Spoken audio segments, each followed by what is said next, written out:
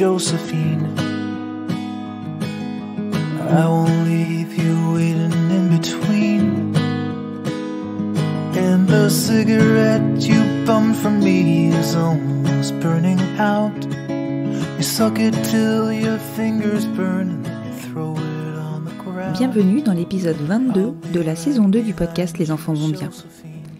Est-ce qu'il vous est déjà arrivé de vous dire que vous aviez la chance d'être né dans le bon pays, celui qui n'est certes pas parfait, mais qui a le mérite de vous permettre une liberté de choix et de vie presque totale?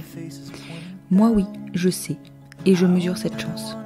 Ce dont j'avais peu conscience, néanmoins, c'est qu'un pays est capable de reculer sur ses droits, sur cette liberté sexuelle. C'est le cas de la Russie. On savait le pays peu ouvert, et pourtant de façon assez contradictoire, la jeunesse russe nous expose une sexualité relativement libre et renvoie cette image aux pays étrangers, ce qui a pour conséquence de troubler notre perception de la réalité. Mais est-ce que vous saviez que, depuis l'année dernière, la Constitution intègre un article qui définit la composition d'une famille? J'avoue avoir suivi de loin cette oppression, justement en m'étant dit que nous avions de la chance. Anna m'a raconté son histoire, celle de son couple avec Pauline, celle de la rupture familiale qui a suivi l'annonce de sa rencontre avec sa femme, celle de la naissance d'Arsenie, guérisseuse, qui l'aide à recoller les morceaux, celle de sa culture russe qui lui a nécessité des ajustements dans son couple, et celle de sa culture française qui lui a nécessité des ajustements auprès de sa famille. Anna, parce que leur famille n'est pas reconnue en Russie, sait. Elle sait quelle chance nous avons de pouvoir le faire en France malgré tout. Ce qu'elle a découvert en revanche, c'est que toute la société n'est pas prête et que malgré une législation claire, certains spécialistes se permettent de faire parler leurs propres convictions. Avec Pauline, elles ont dû se battre pour modifier la procédure d'adoption qu'elles avaient engagée et surmonter les discriminations dont elles ont été victimes. Je vous laisse découvrir leur histoire et je vous souhaite une bonne écoute.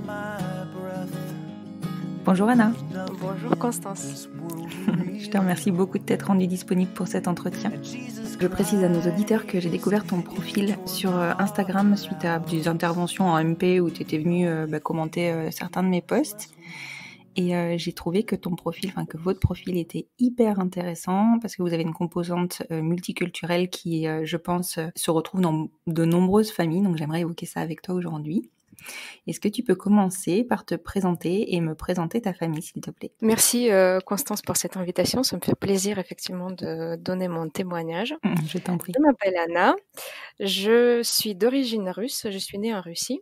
Et je suis en couple avec Pauline, qui est française. Et on a notre petit garçon qui s'appelle Arsenie et qui est du coup d'une double culture franco-russe. D'accord. Arsenie, c'est un prénom d'origine russe? Russe. C'est un équivalent russe de Arsène, on va dire. D'accord, ok. Alors, du coup, toi, t'es arrivée en France récemment ou t'es arrivée en France il y a longtemps? Ça fait bientôt 10 ans que je suis en France. Je suis arrivée D'accord. en 2011 pour faire mes études de master. Et après, je suis restée. Est-ce que c'est un rapport avec Pauline ou pas du tout?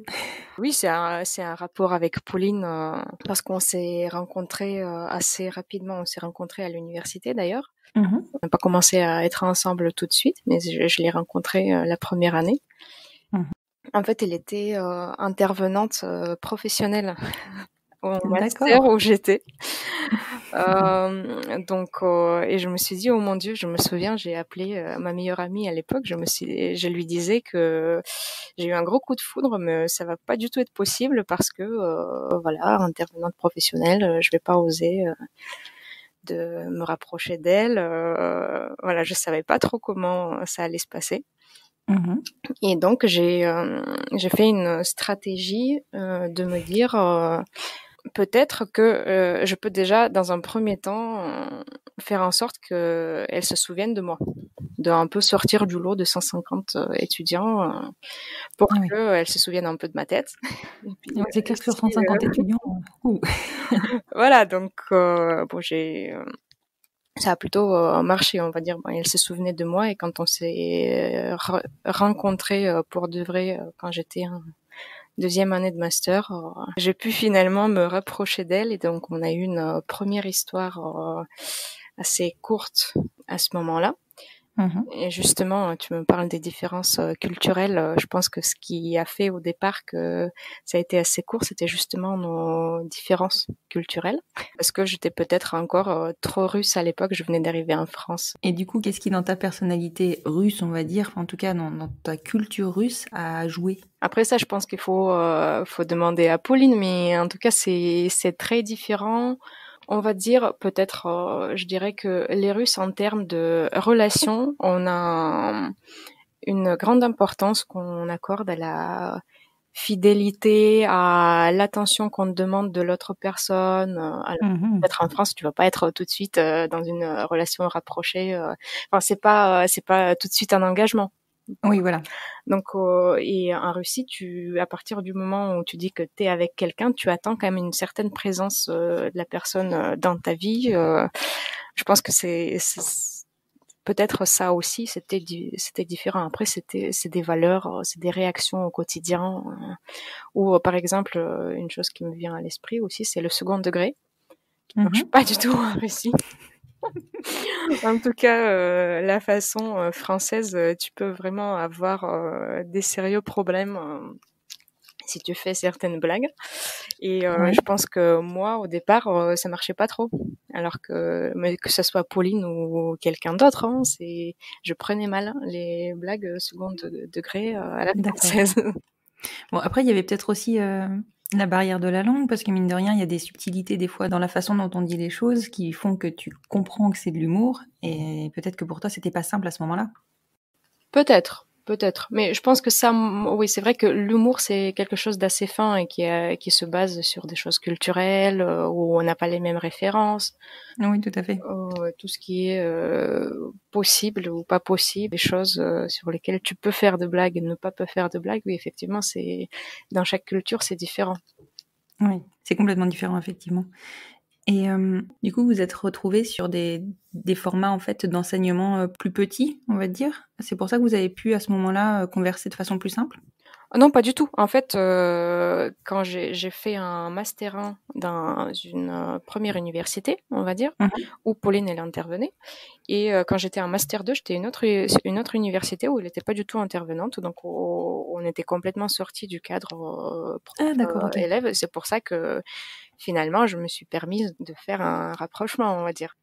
Mais du coup, t'avais ses coordonnées? Je pense qu'on s'est recroisés à un moment donné parce que bon, le réseau d'étudiants internationaux, ça reste assez restreint, on va dire. Donc on s'est recroisés dans ce réseau-là et après c'est venu assez naturellement. Et donc une première histoire donc qui s'est finie assez rapidement. Comment ça s'est passé ensuite pour vous retrouver? Et après pour nous retrouver, donc on était un peu passé à autre chose toutes les deux, et c'est Pauline qui est revenue vers moi dans un deuxième temps parce qu'elle s'est rendue compte que peut-être qu'elle était passée à côté de quelque chose d'important dans la vie, et on a recommencé sur une autre base, on va dire. Et d'ici là, je pense que j'ai quand même un peu plus assimilé la culture française, les échanges, l'humour. Et ça a été plus simple. Enfin, il y avait peut-être pas que ça, mais sans doute, je pense que le fait que je m'intègre un peu plus, ça a joué. Oui, bon, elle a eu quand même un coup de foudre de son côté aussi, parce que pour revenir vers une histoire, c'est que elle se doutait bien qu'elle était passée à côté de quelque chose, effectivement. Oui, je pense. Ouais. Donc vous avez construit votre histoire, vous avez commencé votre histoire. Tu disais que tu attendais un certain engagement. Est-ce que c'était toujours le cas? Est-ce qu'elle s'est engagée plus? Est-ce que vous avez avancé vite, pas vite? Comment ça s'est passé pour vous? Non, je pense pas que ça a été plus vite. Enfin, on a commencé une relation, on va dire, déjà on s'est retrouvés dans la même ville. Parce que Pauline, elle était partie travailler à Montpellier et j'ai pu trouver mon premier travail là-bas. D'accord. Donc le fait d'être dans la même ville, on a pu se voir plus. On a commencé à vivre ensemble après assez rapidement. Et puis on s'est jamais quittés. Mais je pense que le fait que moi je me francise en quelque sorte et je me détende un peu, ça a facilité aussi la relation. On va dire ça. Oui, mais c'est sûr. C'est vrai que les différences culturelles, quand la personne, je pense, n'a pas vécu beaucoup en France, c'est pas simple, tu vois, de s'adapter ou de comprendre certaines façons de faire ou de penser. quand tu connais pas le pays dont la personne vient du tout, parce que je pense que c'était le cas de Pauline. Oui, c'était le cas de Pauline. Ouais, c'est pas forcément évident. Et puis c'est vrai que nous, en France, on a une perception de la Russie, enfin, soyons clairs, hein, c'est pas forcément la meilleure version de l'histoire, je pense qu'on a. Donc bon, voilà, ça biaise beaucoup de choses. Après, il faut dire quand même que Pauline, elle a une grosse sensibilité internationale. Elle-même, elle a vécu au Brésil. Ah oui, d'accord. C'est autre chose. Mais elle sait ce que c'est d'être en relation De avec devoir quelqu'un s'adapter. qui vient d'un autre pays, d'être toi-même dans un pays qui est pas le tien. Donc, cette ouverture d'esprit international est là à la base. Et je Ouais. pense que, enfin, comme on l'a toutes les deux, ça a fait que ça marche. Ça nous a Ouais, permis de complètement. dépasser ces barrières culturelles. Je pense que s'il suffit d'être attentif à l'autre, enfin, il y a certaines valeurs et façons de faire qui vont au-delà des barrières culturelles. Oui, complètement. Et puis c'est bien pour ça que ça marche aujourd'hui. Et est-ce que vous avez parlé relativement rapidement ou pas de la parentalité? Est-ce que vous étiez projetées toutes les deux individuellement, initialement, sans que vous soyez dans votre relation? Est-ce que vous étiez projetées en tant que maman? Raconte-moi tout ça. Alors, en tant que maman, non, c'est pas venu tout de suite parce que bon, même si on a une sorte d'engagement en Russie, ça va pas quand même aussi vite, aussi loin. Faut dire des choses. En fait, donc depuis qu'on a commencé, on a recommencé notre histoire à Montpellier, donc on a d'abord beaucoup bougé parce que Pauline dans ses fonctions, elle a été amenée à faire des mutations, donc on a bougé du sud au nord, on a vécu en Belgique, après on est revenu en France. Après, donc, on a fait toutes les étapes, on va dire. Déjà, on s'est pacsé. Dans un premier temps, qui était notre premier engagement, qui est venu quelques années après le début de notre relation. Donc après, nous nous sommes mariés. Donc, pour le coup, c'était un vrai engagement. Ah oui, ça c'est le vrai engagement dur. Hein. Donc, on n'a pas spécialement parlé d'enfants parce que, au départ, on était aussi toutes les deux dans la construction de notre carrière, l'évolution professionnelle. On a fait des étapes pro. Mais vous n'êtes pas mariés pour faire des enfants, vous êtes mariés pour le côté engagement. Je ne sais pas si on s'est mariés pour l'engagement. On s'est mariés parce que c'était une façon de nous dire toutes les deux qu'on avait envie de passer notre vie ensemble. Oui, enfin peut-être c'est un engagement un peu plus fort, mais c'était plus pour le côté sentiment. Oui, d'accord, je comprends bien. C'était pas une étape dans la démarche PMA, si c'est ça le sens de ta question. Oui, complètement. Surtout dans le sens de la suite, en fait, de l'adoption par la suite. Oui, non, c'est vrai que maintenant quand on connaît toutes les procédures et les étapes, effectivement, ça a du sens et on va dire, ça aide dans les démarches d'être marié. Mais notre mariage, c'était pas du tout pour ça. D'accord. Après votre mariage, à partir de quel moment vous avez envisagé la maternité? Et donc, c'était quelques années après notre mariage, c'était il y a 2 ans. Et demi, je pense, maintenant. C'est venu assez naturellement. On s'est dit que... on n'a pas eu des longs débats. Je pense qu'il y a eu une période où on a senti toutes les deux qu'on était prêtes. Donc, on en a discuté. Je sais même plus de qui c'est venu exactement, tellement c'était une évidence pour nous deux. Et donc, on a commencé à faire nos recherches et nous renseigner sur comment ça se passe, quelles sont les options, les pays, la procédure, etc. D'accord. Est-ce que tu pouvais te tourner, toi, vers la Russie ou pas? Comment ça se passe en Russie, la PMA, pour les femmes seules ou en couple? Alors, en couple, je pense que ça se passe pas. D'accord. Dans le sens où moi, je ne connais personne dans mon entourage de couples de femmes qui ont fait une PMA et qui ont des enfants. Et pourtant, j'en ai pas une ou deux, on va dire. Oui. Les femmes seules, je pense que c'est possible parce que c'est pas contre on va dire, les grands principes de famille où il y a une maman ou un papa. Et encore, il y a pas beaucoup c'est pas quelque chose qui est la démarche de PMA en tant que telle. Je pense il y a pas de promotion, on va dire, cette possibilité. Et même pour une femme seule, c'est quelque chose je dirais qu'il y a quand même pas mal de stigmatisation autour de ça. Mais c'est parce que dans la société russe, enfin, je pensais venir à ça plus tard dans notre échange, mais je vais t'expliquer quand même une base qui permettra une lecture de beaucoup de choses pour la suite. Ce qu'il faut pas oublier sur la société russe, c'est qu'on sort de 100 ans presque de l'Union soviétique. Et quelque chose qui caractérise l'Union soviétique, c'est la grande conformité de tout le monde. Donc tu peux pas être différent. En fait, il y a beaucoup de notions de comment doit être une femme, comment doit être un homme, comment doit être un citoyen, qu'est-ce que tu dois pas. Il faut surtout pas être différent. Oui, d'accord. Donc une famille en Russie, une famille modèle, on va dire, dans la tête de beaucoup de gens, c'est un papa, une maman et des enfants. Et donc les femmes seules qui se retrouvent, par exemple, quand il y a une famille qui divorce, il y a beaucoup de culpabilité derrière du fait que tu laisses, si tu divorces, enfin je te parle des femmes divorcées parce que finalement tu te retrouves seule avec un enfant, donc c'est très mauvais pour l'enfant et je pense qu'une femme qui souhaite avoir un enfant toute seule, ça serait quelque chose de... je pense qu'il y en a pas beaucoup. Oui, c'est pas encore envisageable. Donc ce qu'il faut en retenir, c'est que pour vous, c'était pas du tout une option à ce moment-là de vous tourner vers ton pays d'origine. Comment vous avez fait le choix du coup? Déjà, pourquoi vous avez fait le choix de la PMA? Vous aviez d'autres possibilités ou à ce moment-là, vous ne connaissiez pas les autres possibilités? PMA par rapport à quoi d'autre? Par rapport à de l'insémination artisanale ou Ah oui, de la coparentalité ou enfin voilà, tu vois, il y a plusieurs possibilités. d'accord, ok, oui, je vois le sens de la question. Une PMA, ça nous paraissait, c'est quelque chose qui est venu assez naturellement. Et pour moi, donc nous, on a fait une PMA en Espagne, donc avec un donneur anonyme. Et c'est pour nous, c'était assez naturel parce que dans notre vision, je dirais que c'est notre famille, c'est vraiment notre petite cellule familiale de nous deux avec notre enfant.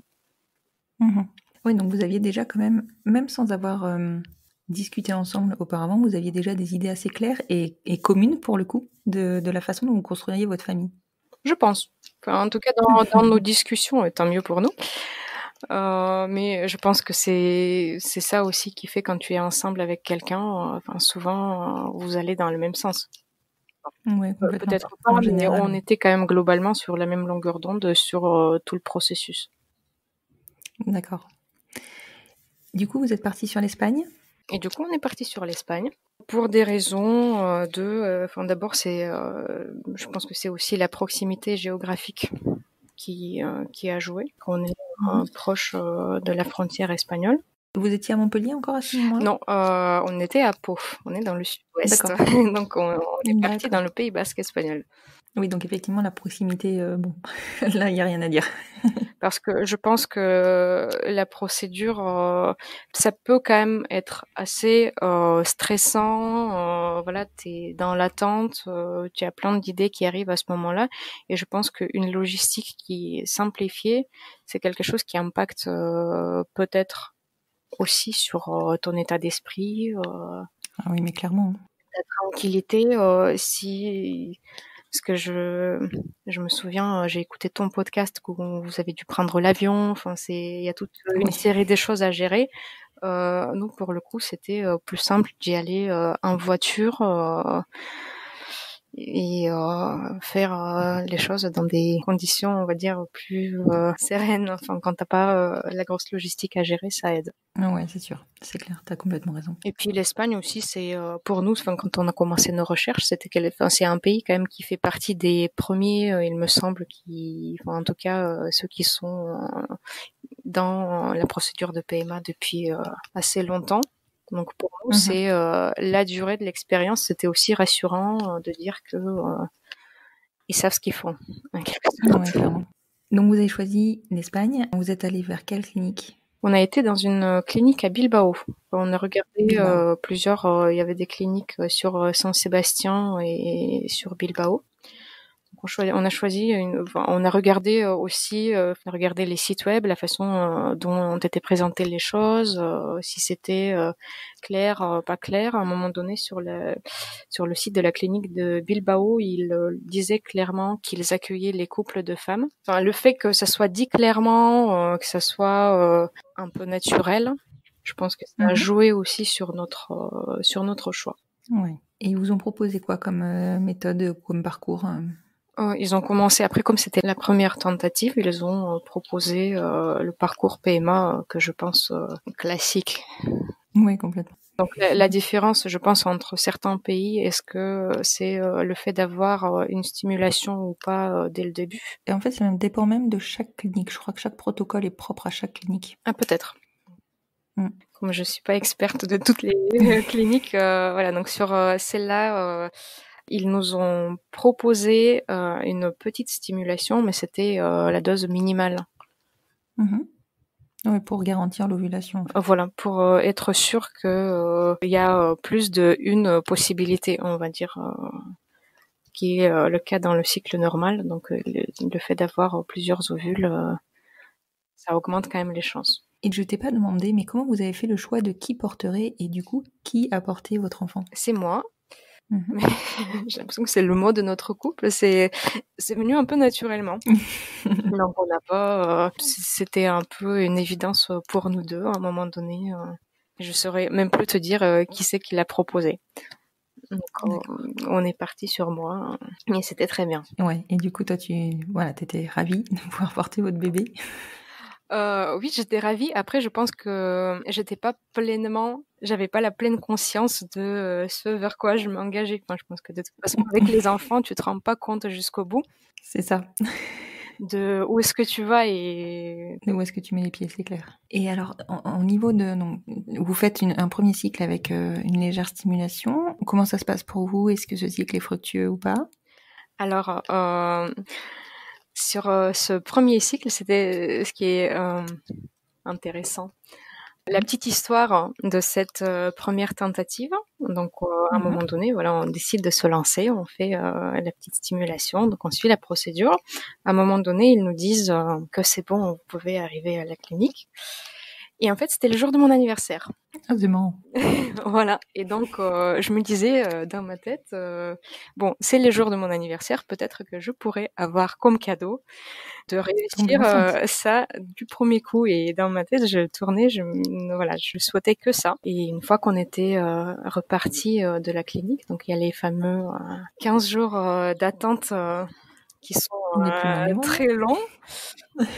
C'est ça. Et je me souviens aussi, on a eu un épisode, il y avait eu juste un jour ou deux avant de faire le test. On était toutes les deux impatientes de savoir oui ou non. Et à un moment donné, Pauline, elle rentre à la maison et je lui dis, tu sais, j'ai une grosse envie de jus de tomate. Donc on a été, alors que je bois jamais de jus de tomate, sauf un avion où tout le monde en boit parce que t'es en altitude. Donc là, on se regarde. Et on se dit, bon, peut-être que c'est un signe. Et on a été effectivement acheter un jus de tomate où j'ai bu un litre en 5 minutes. Et là, on s'est dit que clairement, il y a quelque chose de pas habituel. Et vous avez pas acheté un test de grossesse avec le jus de tomate? Non. On a attendu. Moi, j'aurais pas résisté. Ah oui, je pense que le coup du jus de tomate, c'était voilà, c'était quelque chose. C'était peut-être un signe. Et un ou deux jours plus tard, je suis allée faire ma prise de sang. Et effectivement, j'étais enceinte. Waouh. Donc t'as vraiment tout réussi et t'as bien ressenti les choses. Voilà. Donc je me dis, et je me disais pendant derrière toute la grossesse et encore que c'était vraiment mon cadeau d'anniversaire. Bah oui, mais c'est clair. C'est franchement ça tombait. C'est génial. Enfin, quand ça, bon, après, c'est génial quand ça arrive à n'importe quel moment, mais là, c'est vraiment symbolique. Et du coup, cette grossesse s'est bien passée? Cette grossesse, elle s'est très bien passée, oui. Après, je pense que comme on n'a pas fait de gros recherches, on n'a pas fait des choses longtemps en fait, c'était un peu la chance de débutant entre guillemets et l'inconscience. En fait, je pense que le mental il joue quand même un petit peu. Et quand tu as pas de projection, on n'a pas lu beaucoup d'histoires, des qu'est-ce qui peut ne pas fonctionner, les choses comme ça. Donc Vous étiez plutôt sereine. j'étais voilà, je me disais formidable, ça y est, et j'étais juste très contente. Bon après je pense que comme toutes les phases de la grossesse classique, au départ t'es très fatiguée, après t'es pleine d'énergie, Oui, t'es passée par les phases habituelles. après t'en peux plus et t'as hâte que ton bébé arrive. Mais c'était plutôt une grossesse quand même assez facile. Enfin, j'ai pu voyager. Je suis allée à un festival de tango. Ah oui? Je suis allée voir une copine à Berlin. Donc, je pense que notre bébé Arseny, il était déjà international. Il a déjà pu voyager alors qu'il n'était pas né. Ouais, c'est clair. C'est super. Et du coup, enfin, c'est quelque chose que vous allez lui apporter par la suite du fait de de votre multiculturalisme, on va dire, au sein de la famille. En parlant de ça, comment ton couple déjà, comment l'engagement que vous avez pris et du coup la construction de votre famille ont été perçus par ta famille? Alors, je ne demande pas pour Pauline parce que c'est propre à chacun, c'est clair, mais c'est vrai que là, il y a la composante russe avec tout ce que tu m'as annoncé avant. Mhm. Donc là, tu rentrais pas trop dans les normes, on va dire. Ah non, pas du tout. Pas du tout. Et après, quand même, du côté de la famille de Pauline, ça se passait très bien et heureusement, je me sens vraiment faire partie pleinement de cette famille-là. Et je pense que c'est quelque chose qui m'a aidée et m'a soulagée parce que du côté de ma famille à moi, c'était pas du tout facile. Bah oui, je me doute. C'est même pas le fait de se marier qui était compliqué, c'est quand j'ai fait mon coming out à mes parents, c'était pas. En fait, c'est intéressant parce que si tu regardes l'actualité russe, t'as l'impression que maintenant on est en train de interdire tout ce qu'on peut interdire à un couple LGBT. Oui, complètement. Et en même temps, de l'autre côté, tout le monde fait comme si tu n'existes pas. Il y a des personnalités politiques et même des gens, surtout de la génération de nos parents, qui disent ben non, il n'y a pas de gay en Russie, non, ça n'existe pas. Ouais, ce qui est hyper étonnant parce qu'à côté de ça, nous, en tout cas, perception française vue de l'extérieur et de l'extérieur très très loin, on va dire, on a l'impression que la génération actuelle est extrêmement libérée et commence à vraiment faire valoir ses droits, mais en même temps, il y a de la répression. Enfin, c'est vraiment pas clair pour nous vu de l'extérieur. Bah, en fait, si tu veux, donc pour conclure un peu l'histoire de ne pas exister, ma mère, par exemple, même après mon coming out, elle continuait à me dire que la communauté LGBT, ça n'existe pas en Russie, qu'il n'y en a pas.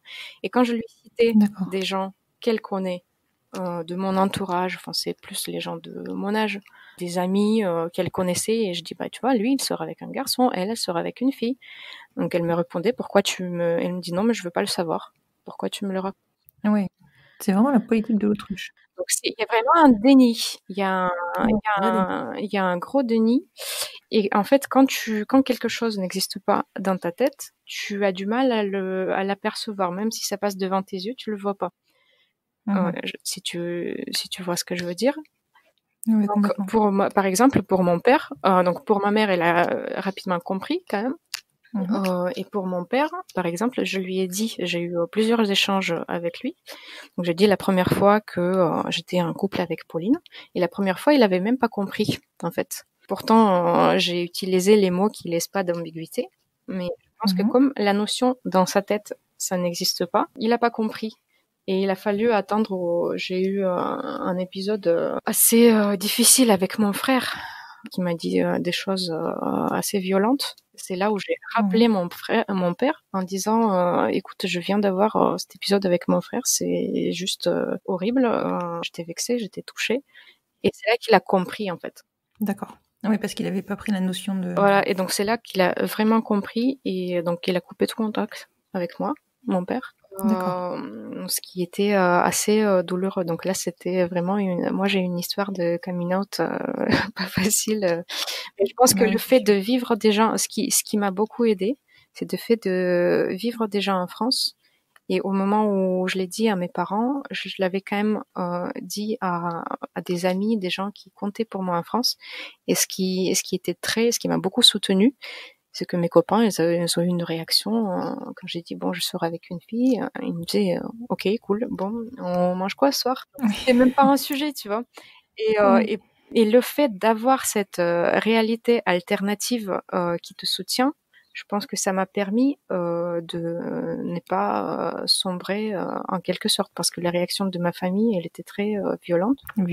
Contre mon père qui a refusé de me parler tout simplement jusqu'à la naissance de notre fils. Ça a changé les choses pour lui, donc il a repris contact avec moi. Et ma mère, elle a fait beaucoup de chemin. Elle a quand même, je pense que c'est pour une maman, c'est peut-être un petit peu différent. Donc elle a toujours, c'était pas facile pour elle non plus. Donc elle a essayé de comprendre. Je sais qu'elle a fait un effort. Mais le problème aussi, c'est qu'en Russie, il y a une loi anti-propagande de relations homosexuelles qui fait que toute association de soutien, toute forme d'éclairage n'existe pas. Et tout ce que tu peux faire sur Internet russe, si tu tapes couple de femmes ou d'hommes, voilà, tu récupères que des atrocités et rien d'autre.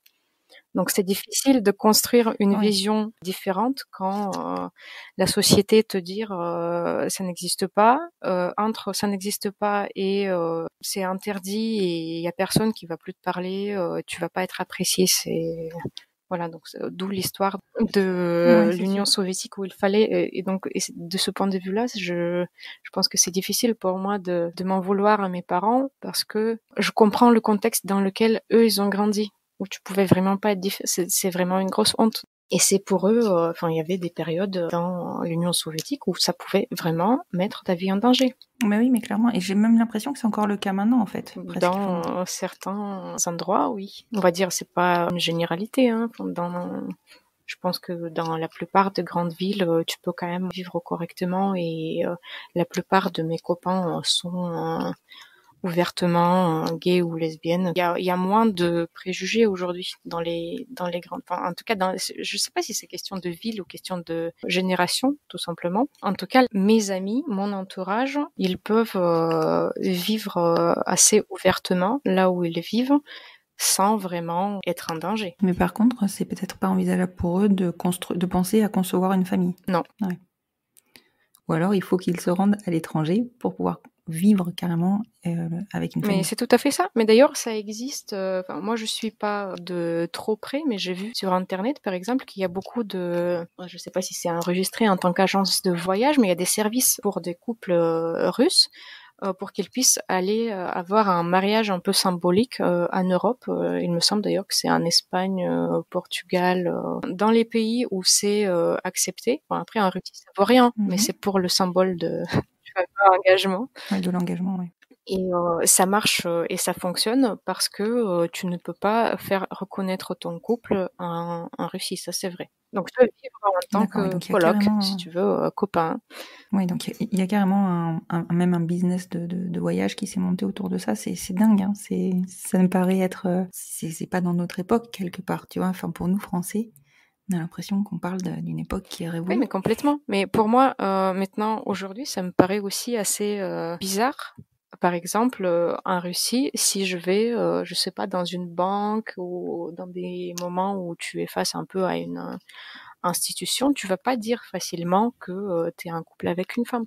Alors que ici, pour moi, c'est même plus un sujet. Alors que nous, tu vois, on trouve que c'est encore un sujet suffisamment pour qu'on continue à vouloir faire avancer les choses, parce que ça nous paraît encore pas simple. Avec ce que tu nous racontes, on se rend compte que voilà, on sait d'où on vient. Oui. Aussi. Et même en France, c'est pas le cas partout. Peut-être qu'on parlera plus tard, mais on a notre petite histoire, même pas une grosse histoire désagréable de discrimination, et peut-être qui prouve aussi que c'est pas le cadre législatif et la sécurité qui est donné par la législation nationale. C'est pas 100%, ça te garantit 100% pas être discriminé. Ça c'est sûr. Et j'ai oublié de te demander tout à l'heure, parce que je pense que ça a quand même son importance. Tes parents vivent en Russie encore ? Oui. Tes frères et sœurs aussi ? Toute ma famille vit en Russie, je suis. D'accord, ouais. Donc ça joue énormément. Et tu me disais que depuis la naissance d'Arsenie, ton papa avait fait un peu machine arrière ou vous avez reconnu, en tout cas il a voulu sûrement connaître son petit-fils, ça a changé les choses pour vous? C'est pas. Après, on n'avait pas eu du tout de relation pendant ce temps-là, pendant à peu près 7 ans. Oui, c'est énorme. Oui, que j'ai très mal vécu. Enfin, je peux en parler maintenant parce que c'est du passé, mais ça a été très douloureux pour moi. Et je ne sais pas s'il a voulu reconnaître son petit-fils. Je pense que c'est le simple fait de. Pauline, elle était sûre dès le départ que ça allait faire un déclic chez lui. Elle me disait, tu verras, elle va reprendre contact avec toi, tu verras, tu verras. C'est vrai que l'arrivée des petits-enfants, en général, ça déverrouille quelque chose. Nos familles deviennent des familles, en fait, et donc comme on rentre dans une case, bah ça, tout le reste on passe à côté, quoi. Donc ça a débloqué quelque chose dans sa tête, en tout cas. Voilà, il a repris contact, il m'a fait une petite vidéo pour me féliciter, ce qui m'a fort surpris à ce moment-là. Après ces temps de silence, tu sais pas trop comment réagir. Bah oui, tu m'étonnes. Après, Pauline, elle a été très en soutien pendant toute cette période, depuis le début, quand j'ai annoncé être avec elle à mes parents, et jusqu'à toute l'évolution, elle le soutenait, elle me disait non, mais faut que tu essaies, faut pas que tu baisses les bras. C'est peut-être aussi le fait que dans sa famille à elle, ça se passe très bien, on est très acceptés et il n'y a pas de sujet. Je pense que et la famille, c'est quelque chose qui compte pour elle aussi, donc toujours poussé, et même avec ma mère qui a aussi fait un chemin entre non, ça n'existe pas. Après, on est venu en Russie avec Pauline, elle a rencontré Pauline. Après, elle est venue en France.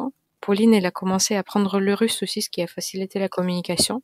Donc, elle m'a beaucoup aidée dans ce chemin-là.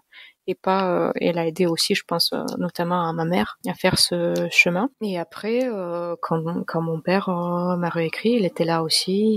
Il me disait, peut-être c'est le moment de reprendre la communication, de rebondir sur autre chose. Donc, elle a beaucoup impulsé, même dans des périodes où moi j'avais des doutes, je baissais les bras. Elle m'a toujours vraiment soutenue là-dedans. Et là aujourd'hui, votre relation, alors je me doute qu'elle n'est pas revenue à la normale, mais ton père accepte votre situation, reconnaît son petit-fils? Mais je pense que la question de reconnaissance de son petit-fils, elle se pose même pas. Oui, il le reconnaît. Je pense que c'est ce qui a changé, c'est plutôt la reconnaissance de notre couple. Oui, voilà, c'est ça. Le fait en tout cas, dans ses messages, il a commencé à dire dis bonjour à Pauline, chose qu'on n'aurait pas imaginée il y a 5 ans, par exemple. Oui, c'est vrai. Donc là, vraiment, il a reconnu même. Et juste rien que Pauline, déjà, il l'a reconnue. Oui. Après, on va dire que c'est tout frais et bon, c'est difficile de repasser à une relation comme avant. Ça c'est normal. Après tout ça, mais je pense que tout le monde fait du chemin. Moi aussi, j'essaie de comprendre, même si c'est pas évident. De tes parents, tu attends un peu de l'amour inconditionnel, ce qui est normal. Donc tu comprends pas pourquoi ils peuvent t'aimer parce que t'es comme ça et pas t'aimer parce que t'es différente. C'est vrai que c'est difficile et pourtant, quand tu prends de la hauteur, tu te dis mais ils devraient nous aimer pour nous, même malgré nos choix finalement. Mais des fois, les choix, quels qu'ils soient, rien que de leur conjoint, ils peuvent les heurter. Et c'est là-dessus que, pour moi, et je pense que pour toi aussi, ils devraient passer quand même au-dessus pour leurs enfants. Moi, je pense. On est bien d'accord. Après, voilà, c'est quelque chose. Je pense que c'est du chemin pour tout le monde qui est pas encore terminé, mais on avance. C'est le principal, vous avancez. Alors du coup, comment ça s'est passé pour vous, l'arrivée d'Arsenie? Alors, l'arrivée d'Arsenie, ça s'est passé bien, mais c'est vrai que je pense que t'es jamais 100% prête, même si tu imagines une chose, et après, à l'arrivée d'un enfant, ça bouleverse tout. Complètement. On a été après à la clinique, tout se passait très bien dans le sens où on a eu, et même pendant, moi je dirais que depuis même la conception et jusqu'à l'accouchement, on n'a pas eu vraiment de différence de traitement, on s'était pas senti discriminée, différente à aucun moment de notre parcours médical. Et donc à la clinique, moi j'ai eu une césarienne. D'accord. C'est Pauline qui a accueilli Arsenie en peau à peau dans les premières instances. Après, je peux pas parler de son expérience à elle. Hein. Oui, bien sûr. On était très, quand il était arrivé, on était très heureuses, attendues. C'était juste, c'était bien. Après, je pense qu'il y a des détails qui s'effacent un petit peu. Oui, Tu as la procédure de la césarienne qui reste quand même une opération.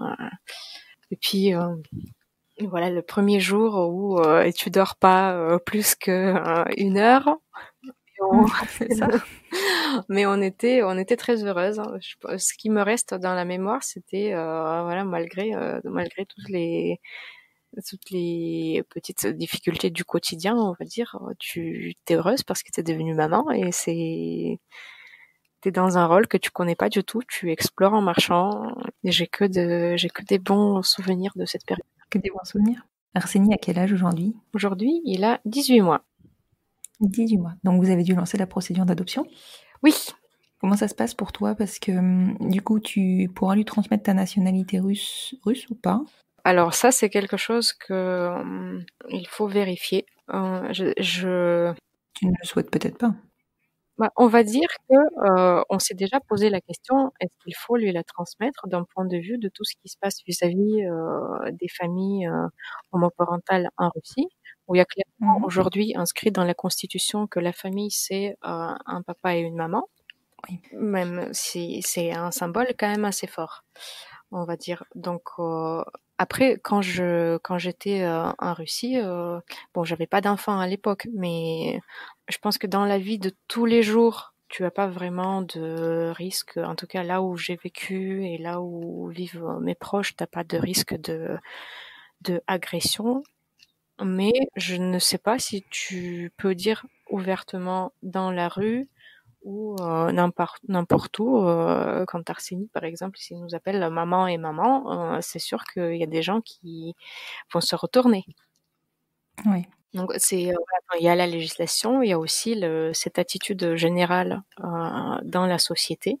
Donc c'est sûr que si en France notre couple considère comme un couple normal au quotidien, sauf quelques épisodes, dont le gros épisode de l'adoption où tu te sens comme un couple normal. Je pense que en Russie, je ne sais pas si on y va tous les trois, je vais être tout à fait tranquille.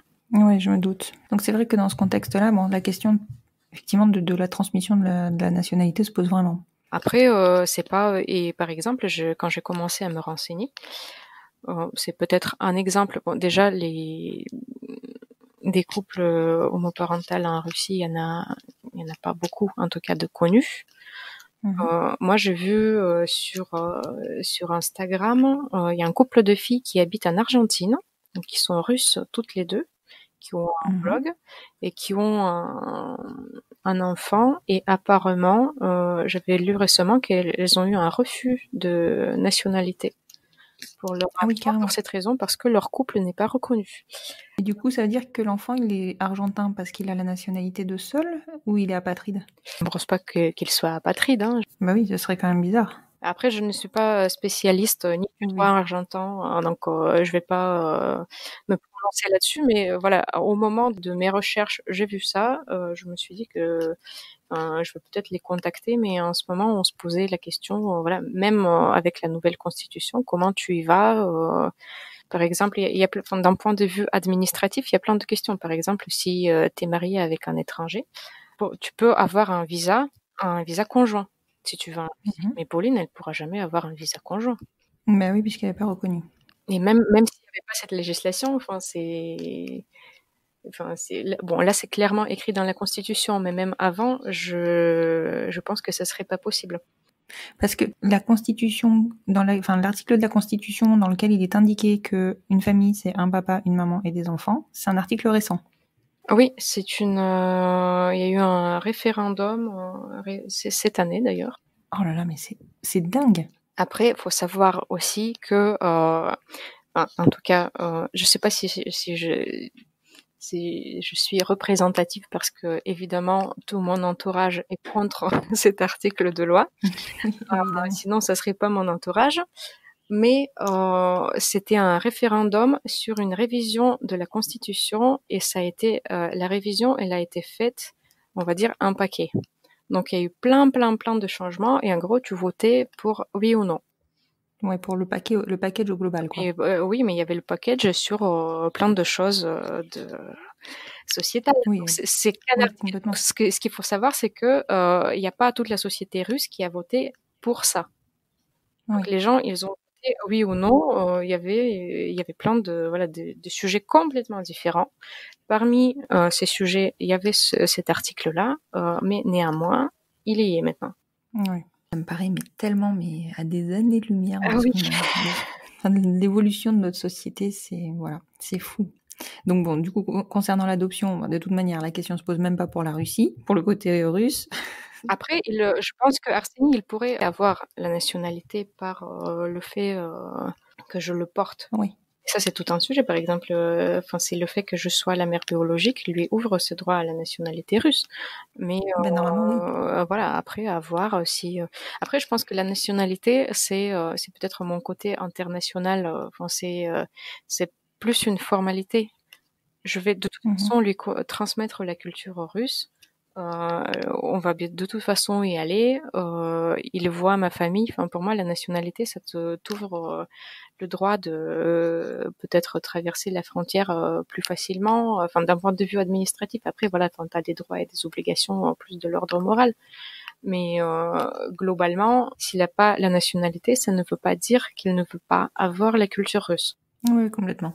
La culture, ça c'est clair que c'est autre chose. Vraiment, la nationalité, ça va impacter la résidence permanente, je pense, sur le territoire russe. Ça a pas l'air d'être dans vos projets actuellement, mais Voilà. surtout vu comment votre famille est, Oui, c'est ça. voilà, perçue.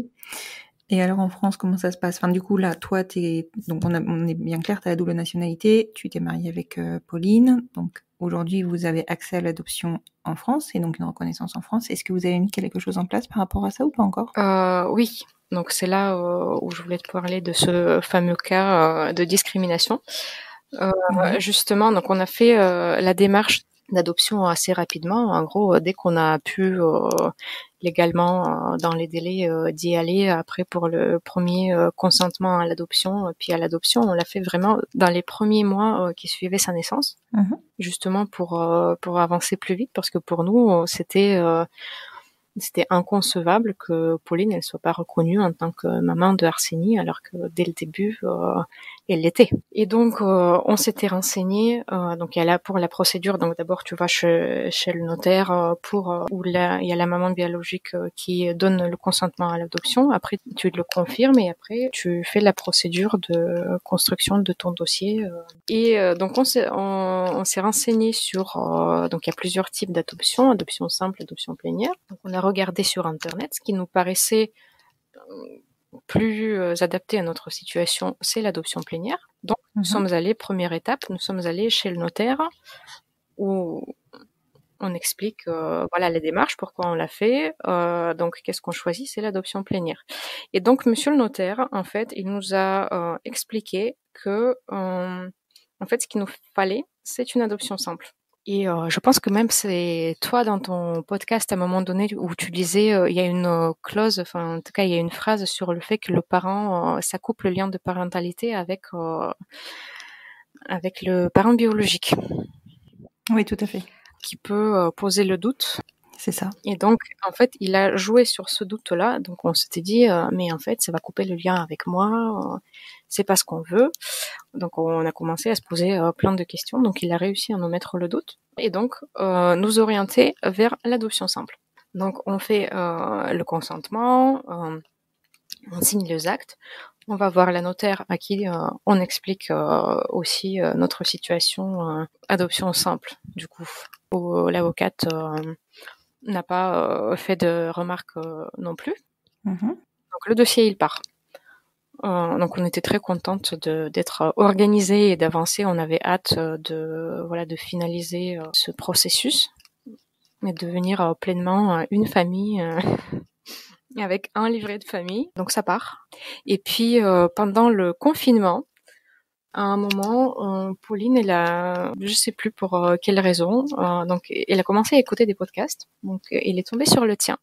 où il y avait justement ce podcast avec Maître Duré sur la différence des différents types d'adoption, etc. Et à un moment donné, il revient me voir un peu où je vois qu'il y a un truc assez grave qui se passe. Elle me dit, je pense qu'on est en train de faire une démarche complètement à côté de la plaque. Donc elle me fait écouter le podcast, où on se rend compte effectivement toutes les deux que c'est pas du tout qu'on est en train de faire une adoption simple, alors que c'est la plénière qu'il nous fallait. Donc, ce qu'on fait, premier réflexe, Pauline, elle a envoyé le lien du podcast au notaire et à l'avocate. Ouais.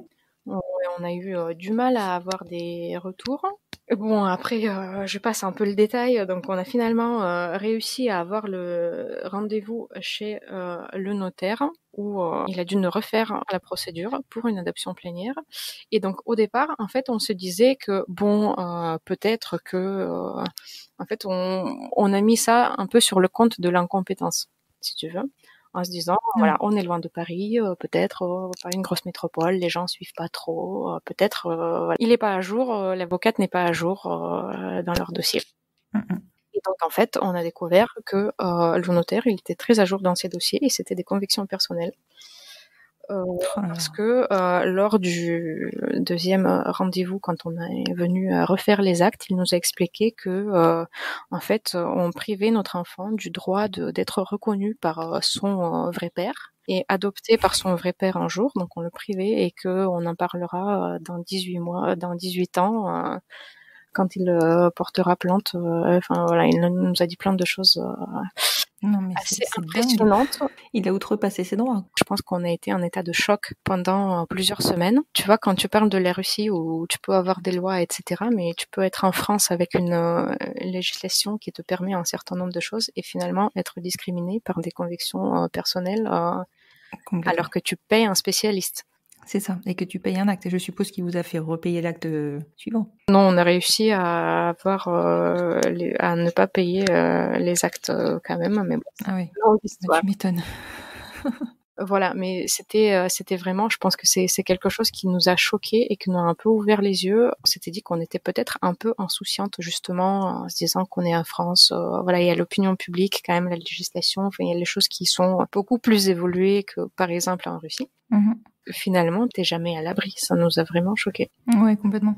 Et tu vois, c'est exactement pour ça que j'ai souhaité enregistrer cet épisode-là avec Maître Duré, parce que c'est arrivé. On m'a contacté une paire de fois pour ce genre de choses, parce que souvent les personnes ne savaient pas se positionner sur une adoption simple, une adoption plénière, et que nous-mêmes, on nous avait très mal orientés au départ. Aujourd'hui, je me rends compte de l'intérêt de ce type d'épisode, parce que vraiment, il y a des moments où on n'est pas bien renseigné, pas bien informé.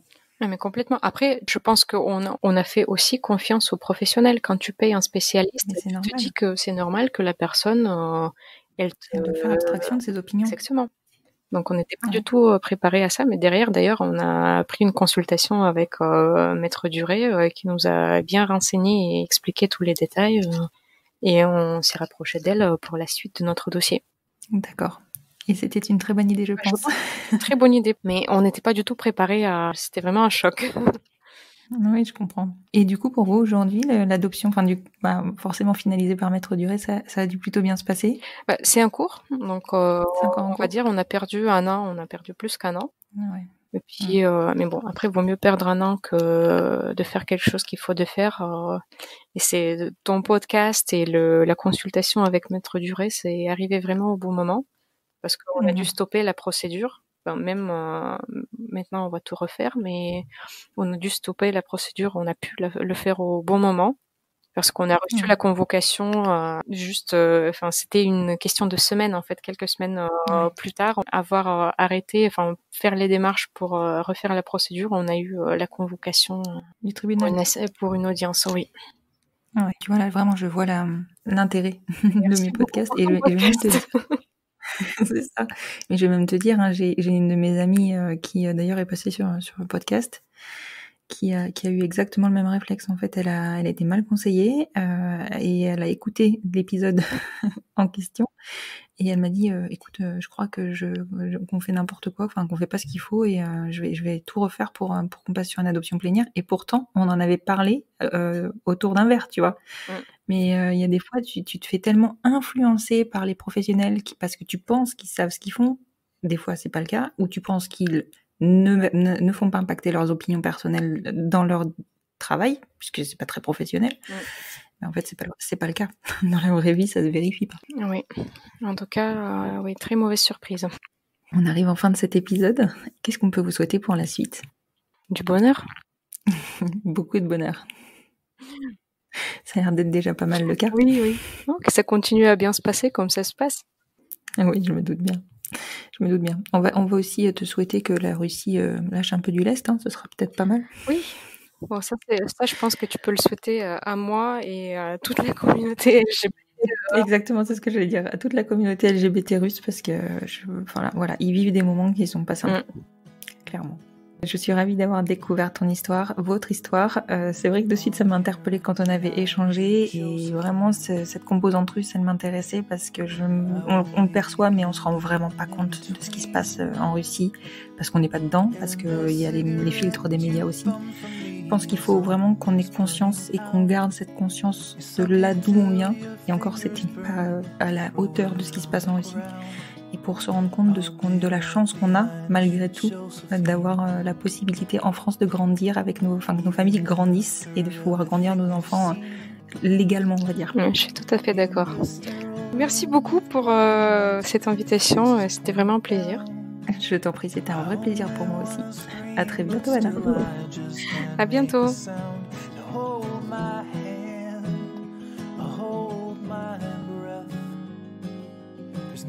Depuis l'enregistrement, Anna et Pauline ont fait prendre en charge le dossier d'adoption par Maître Duret et viennent d'obtenir l'adoption plénière de leur petite Arsène. Je les en félicite et je dois vous dire que ce type de retournement de situation me conforte dans l'importance d'informer et de fait de produire ce podcast. Chance au hasard donc et au confinement, je les félicite de n'avoir rien lâché. J'espère que cet épisode vous a plu. N'hésitez pas à le conseiller s'il peut aider à son tour, ce sera une belle récompense pour moi. Si vous voulez soutenir le podcast, vous pouvez le partager donc, mais aussi le noter sur votre plateforme d'écoute. J'adore les étoiles, surtout par 5. Et me laisser un petit commentaire. Je vous invite à me rejoindre aussi sur le compte Instagram du podcast, @lesenfantsvontsbien-podcast, pour continuer la discussion. Je vous souhaite une très belle fin de semaine et vous donne rendez-vous dès lundi pour un nouvel épisode, un hors-série dédié aux droits des femmes. Belle semaine à vous.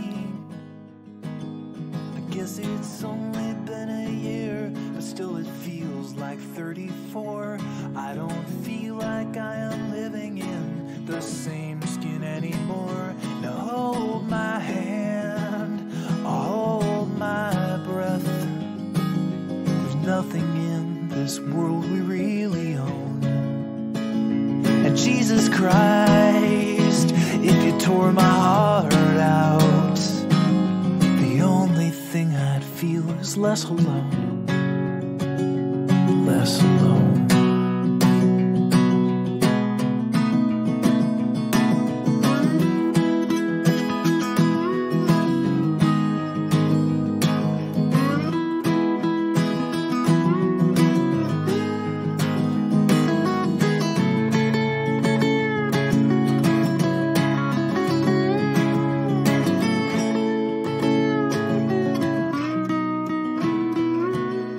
I'll be right behind you, Josephine. Even when my soul's an amputee, and my bleeding heart is sinking in the lake inside my chest. So I grab what I can cling to and I leave behind the rest. Now hold my hand, I'll hold my breath. There's nothing in this world we really own. And Jesus Christ, if you tore my heart out, the only thing I'd feel was less alone. Now hold my hand and take my breath and leave behind the things you'll never own. And Jesus Christ,